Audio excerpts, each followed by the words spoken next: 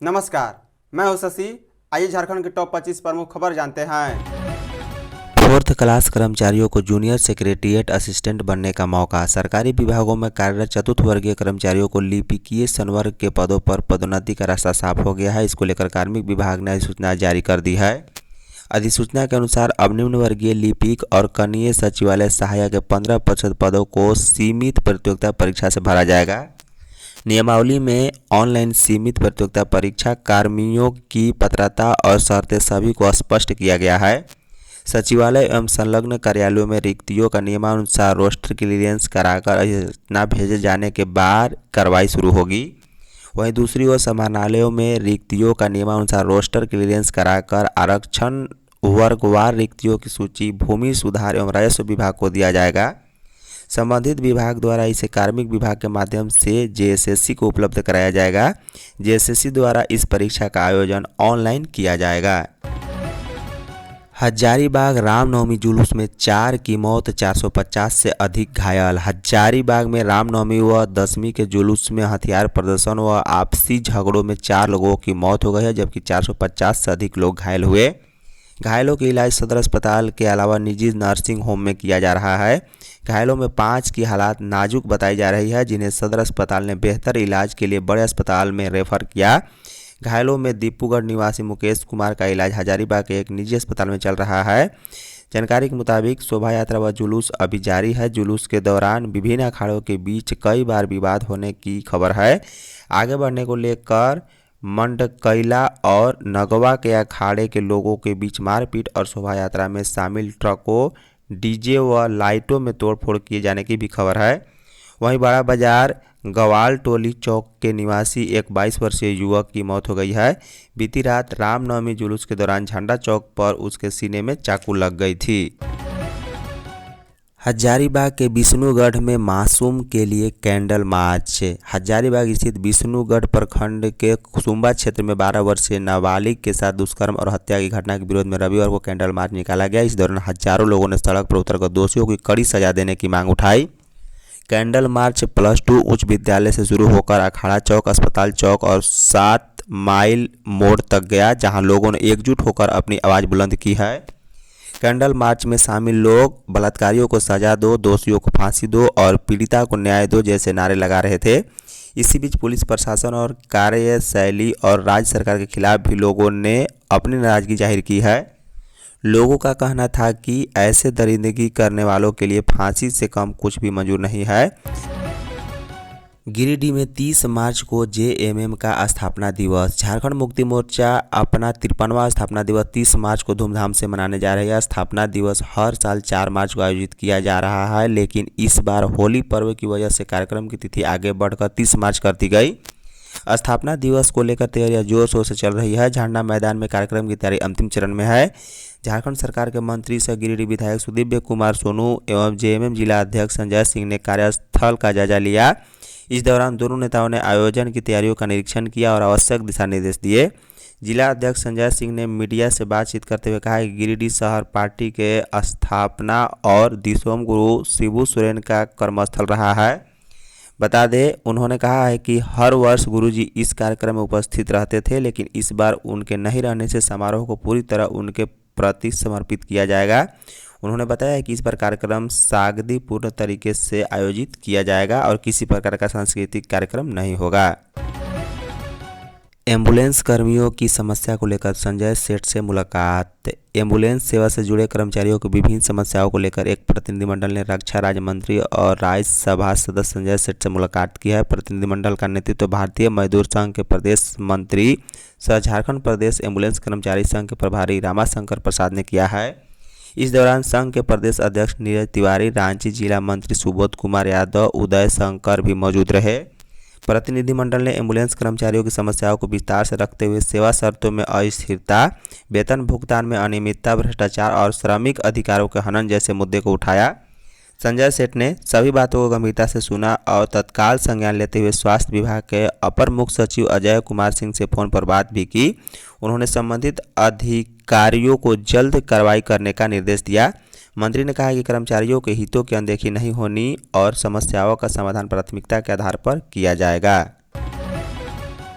कोडरमा में हाथी ने ली महिला की जान। कोडरमा जिले के मरकच्चो थाना क्षेत्र स्थित जामू पंचायत के हरलाडीह गांव में रविवार सुबह जंगली हाथी के हमले में एक महिला की जान चली गई है। मृतका की पहचान 55 वर्षीय सीता देवी के रूप में हुई, जो स्थानीय निवासी रामचंद्र साहू की पत्नी थी। जानकारी के मुताबिक मृत महिला सीता देवी रोज की तरह सुबह करीब 5:30 बजे गाँव की अन्य महिलाओं के साथ जंगल में महुआ चुनने गई थी। इसी दौरान अचानक एक हाथी वहां आ धमका। हाथी को देखते ही बाकी महिलाएं किसी तरह भागकर अपनी जान बचाने में सफल रही, लेकिन सीता देवी समय पर नहीं निकल सकी। प्रत्यक्षदर्शियों के अनुसार हाथी ने उन्हें अपनी सूंड से उठाकर जमीन पर पटक दिया, जिससे उसकी मौके पर ही मौत हो गई। घटना के बाद महिलाओं ने शोर मचाया, जिसके बाद गाँव के लोग बड़ी संख्या में घटनास्थल पर पहुंचे और किसी तरह हाथी को वहां से भगाया है। देवघर बाबा बैद्यनाथ धाम में सुरक्षा बढ़ाने के निर्देश। देवघर स्थित बाबा बैद्यनाथ धाम मंदिर की सुरक्षा को लेकर पुलिस मुख्यालय ने अलर्ट जारी किया है। संभावित खतरे की आशंका को देखते हुए जिला प्रशासन को सतर्क रहने और सुरक्षा व्यवस्था मजबूत करने के दिशा निर्देश दिए हैं। मिली जानकारी के अनुसार हाल के दिनों में मंदिर परिसर की रेकी किए जाने की चर्चा सामने आई है। इस इनपुट को गंभीरता से लेते हुए पुलिस मुख्यालय ने देवघर के डीसी और एसपी को विशेष निगरानी रखने को कहा। पुलिस मुख्यालय की ओर से जारी पत्र में बताया गया है कि सोशल मीडिया और विभिन्न रिपोर्ट्स के आधार पर कुछ संदिग्ध गतिविधियों की जानकारी मिली है। इसके मद्देनजर मंदिर परिसर और आसपास के इलाकों में सुरक्षा बढ़ाने के निर्देश दिए गए। उल्लेखनीय है कि आगामी श्रावणी मेला को देखते हुए भी प्रशासन अलर्ट पर है। हर साल बड़ी संख्या में श्रद्धालु यहां पहुंचते हैं। ऐसे में सुरक्षा व्यवस्था को लेकर विशेष तैयारी की जा रही है। इससे पहले भी मंदिर परिसर में संदिग्ध गतिविधियों से जुड़े कुछ मामले सामने आ चुके हैं। बोकारो में रील बनाते वक्त हाई टेंशन करंट के चपेट में युवक की मौत। बोकारो रेलवे गुड शेड के हम्प यार्ड में रविवार को एक बड़ा हादसा सामने आया है, जहां रील बनाने और सेल्फी लेने गए युवक के साथ बड़ा हादसा हुआ है। सूत्रों से मिली जानकारी के अनुसार 7 दोस्तों का एक समूह यार्ड में पहुंचा था। इसी दौरान एक युवक ट्रेन के ऊपर चढ़कर फोटो खिंचवा रहा था, तभी वह 25,000 वोल्टेज के हाई टेंशन तार की चपेट में आ गया। घटना को देख उसके साथी उसे बचाने के लिए आगे बढ़े, लेकिन वह भी करंट की चपेट में आ गए। दोनों युवकों को गंभीर हालात में अस्पताल ले जाया गया, जहां एक युवक की मौत हो गई जबकि दूसरा जिंदगी और मौत के बीच संघर्ष कर रहा है। बताया गया है कि अभिमन्यु को झुलसता देख उसे बचाने के प्रयास में बारी कोऑपरेटिव निवासी कौशिक शर्मा भी आगे बढ़ा, लेकिन वह अभी तेज करंट की चपेट में आ गया। हादसा इतना भयावह था कि कौशिक गंभीर रूप से झुलस गया और मौके पर ही उसकी मौत हो गई, जबकि अभिमन्यु बुरी तरह घायल हो गया है। हज यात्रियों का पहला जत्था 18 अप्रैल से होगा रवाना। मंत्री सह हज कमेटी के अध्यक्ष इरफान अंसारी ने कहा है कि पहला जत्था 18 अप्रैल को कोलकाता से प्रस्थान करेगा। 18 से 23 अप्रैल तक वे स्वयं कोलकाता एयरपोर्ट पर मौजूद रहकर हाजियों को विदा करेंगे। मंत्री रविवार को रांची के कटरू स्थित हज हाउस में रविवार को हज यात्रियों के लिए आयोजित एक दिवसीय विशेष प्रशिक्षण शिविर कार्यक्रम में बोल रहे थे। मंत्री ने कहा है कि इस वर्ष लगभग 1530 हाजियों को हज यात्रा पर भेजा जाएगा, जिसमें 250 मुंबई, 246 दिल्ली और 1036 कोलकाता से रवाना होंगे। उन्होंने हाल के दिनों में खाड़ी देशों की परिस्थितियों को लेकर फैल रही अफवाहों पर विराम लगाते हुए कहा है कि स्थिति पूरी तरह सामान्य है। उन्होंने बताया है कि वे भारत सरकार और संबंधित एजेंसियों के संपर्क में हैं। अब तक कोई ऐसी आधिकारिक गाइडलाइन जारी नहीं हुई है जिससे हज यात्रा प्रभावित हो। उन्होंने भरोसा दिलाया है कि हाजियों के लिए सभी व्यवस्थाएं चाक चौबंद है, किसी प्रकार की असुविधा नहीं होगी। एचईसी की समस्या को लेकर रक्षा राज्य मंत्री से मुलाकात। Heavy engineering corporation limited HEC की समस्याओं को लेकर एचईसी मजदूर संघ के कार्यकर्ताओं ने रविवार को संघ के महामंत्री रामाशंकर प्रसाद के नेतृत्व में रक्षा राज्य मंत्री संजय सेठ से मुलाकात की। इस दौरान प्रतिनिधिमंडल ने एचईसी की समस्याओं से मंत्री को जानकारी दी है। रामाशंकर प्रसाद ने बताया कि एचईसी लंबे समय से आर्थिक, प्रशासनिक और उत्पादन संबंधी कठिनाइयों से जूझ रहा है। उन्होंने कर्मचारियों को बकाया वेतन का भुगतान संहिता ने समस्याओं की ओर से सेठ का ध्यान आकृष्ट कराया है। प्रतिनिधिमंडल ने सेठ से एचईसी के पुनर्जीवित के लिए ठोस और त्वरित कदम उठाने की मांग की। मौके पर रक्षा राज्य मंत्री ने मजदूरों की बातों को गंभीरता से सुना और आश्वासन दिया है कि सरकार इस दिशा में सकारात्मक पहल करेगी और संबंधित विभागों के साथ समन्वय बनाकर समस्याओं के समाधान का प्रयास किया जाएगा। ट्रेड फेयर में उमड़ी भारी भीड़। फेडरेशन ऑफ झारखंड चैम्बर और जीएस मार्केटिंग के संयुक्त तत्वाधान में मोराबादी मैदान में आयोजित ट्रेड फेयर में रविवार को लोगों की भारी भीड़ देखने को मिली। छुट्टी के दिन का लाभ उठाते हुए बड़ी संख्या में शहरवासियों ने मेले का रुख किया। ट्रेड फेयर में पहुंचे लोगों ने विभिन्न स्टॉलों का भ्रमण किया और घरेलू उपयोग की वस्तुओं से लेकर सजावटी सामान, कपड़े, इलेक्ट्रॉनिक आइटम सहित कई उत्पादों की खरीदारी की है। परिवार और बच्चों के साथ पहुंचे लोगों ने खरीदारी के साथ साथ मनोरंजन का भी आनंद लिया। मेले में लगाए गए स्टॉल लोगों के आकर्षण का केंद्र बने रहे। खासतौर पर इंटरनेशनल स्टॉल पर लोगों को अधिक भीड़ देखी गई। अफगानिस्तान के ड्राई फ्रूट की पूरी रेंज उपलब्ध है। बता दें कि इस स्टॉल पर लोग ड्राई फ्रूट की खरीदारी करते नजर आए हैं। थाईलैंड का फुटवेयर भी लोगों को भा रहा है। जर्जर ढांचे को सुधार रही सरकार, भाजपा फैला रही भ्रम। कांग्रेस प्रदेश कांग्रेस ने भाजपा प्रदेश अध्यक्ष आदित्य साहू की ओर से राज्य सरकार और मुख्यमंत्री हेमंत सोरेन पर लगाए जा रहे आरोपों को निराधार बताया है। पार्टी के महासचिव आलोक दुबे ने रविवार को प्रेस विज्ञप्ति जारी कर कहा है कि भाजपा नेता जिस तथाकथित शीश महल की बात कर रहे हैं वह पूरी तरह से गलत तथ्यों पर आधारित है। झारखंड राज्य के अधिकांश सरकारी भवन और कार्यालय एकीकृत बिहार के समय के बने हुए हैं, जिन्हें आज के समय के अनुरूप विकसित और उन्नत करना जरूरी है। दुबे ने कहा है कि जब झारखंड में भाजपा की सरकार थी तब उन्होंने राज्य के बुनियादी ढांचे के विकास के लिए कोई ठोस कदम नहीं उठाया। उस दौरान केवल भ्रष्टाचार, लूट खसोट और कानून व्यवस्था की अनदेखी देखने को मिली। उन्होंने स्पष्ट किया है कि मुख्यमंत्री आवास, मंत्री आवास, विधायक आवास, झारखंड भवन का निर्माण किसी व्यक्तिगत उपयोग के लिए नहीं बल्कि एक संस्थागत व्यवस्था के तहत किया जा रहा है। आने वाले समय में जो भी सरकार बनेगी उसका मुख्यमंत्री और मंत्री इन आवासों का उपयोग करेंगे। जे-टेट से भोजपुरी मगही हटाने का विरोध। अखिल भारतीय विद्यार्थी परिषद के झारखंड प्रदेश मंत्री प्रकाश टुड्डी ने राज्य की हेमंत सोरेन सरकार द्वारा झारखंड शिक्षक पात्रता परीक्षा की नई नियमावली से भोजपुरी और मगही भाषा को हटाने के फैसले की कड़ी आलोचना की है। उन्होंने इसे दुर्भाग्यपूर्ण बताते हुए राज्य के साथ घोर विश्वासघात करार दिया। प्रकाश टुड्डी ने रविवार को जारी प्रेस विज्ञप्ति में कहा है कि यह निर्णय भाषाई विभाजन को बढ़ावा देने वाला खतरनाक कदम है जो राज्य को आंतरिक कलह और सामाजिक फूट की ओर धकेल सकता है। उन्होंने आरोप लगाया है कि सरकार का यह फैसला क्षेत्रीय संतुलन और भाषाई विविधता के विरुद्ध है। उन्होंने कहा है कि पलामू प्रमंडल सहित उत्तरी झारखंड के लाखों लोग भोजपुरी और मगही को अपनी मातृभाषा मानते हैं। ये भाषाएं न केवल दैनिक जीवन बल्कि सांस्कृतिक और शिक्षा से भी गहराई से जुड़ी है। इसके बावजूद सरकार द्वारा इन्हें नज़रअंदाज करना यह दर्शाता है कि इन क्षेत्रों के लोगों की उपेक्षा की जा रही है।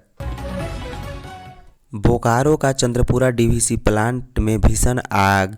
बोकारो जिले के डीवीसी चंद्रपुरा प्लांट में रविवार की शाम एक बड़ा हादसा होते होते टल गया है। शाम करीब 7 बजे सीएचपी सेक्शन से जुड़े एमसीसी 2 में अचानक आग लग गई। आग लगते ही पैनल से काला धुआं उठने लगा और कुछ ही देर में वह धो धो कर जलने लगा, जिससे पूरे प्लांट परिसर में अफरा तफरी का माहौल बन गया।